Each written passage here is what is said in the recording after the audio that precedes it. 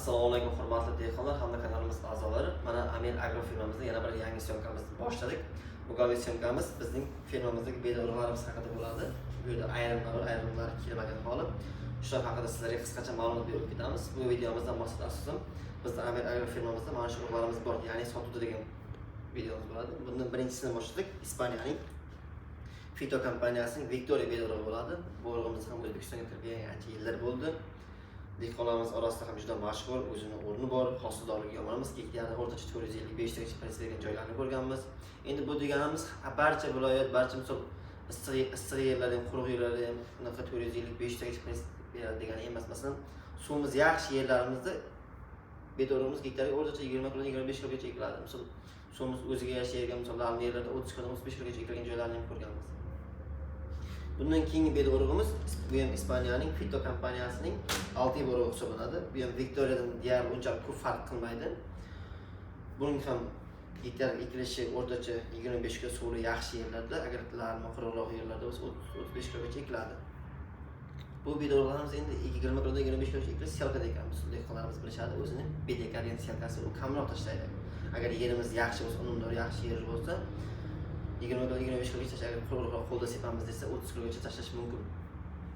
Bundan keyingi urug'imiz Turkiyaning Tuxum firmasining Bolton beda-urug'i hisoblanadi. Bu Bolton beda-urug'imiz ham ancha yaxshi, dehqonlarimiz ikki sinovdan o'tkazib ko'rishdi.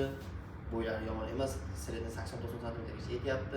O'zbekiston deyarli barcha viloyatlarda ekildi, hosildorligi yomon emas. Dehqonlarimiz baraka topishgan bo'lganimizdan ham. Bundan keyingi urug'imiz Italiyaning Tuxum firmasining Sudri beda-urug'i hisoblanadi.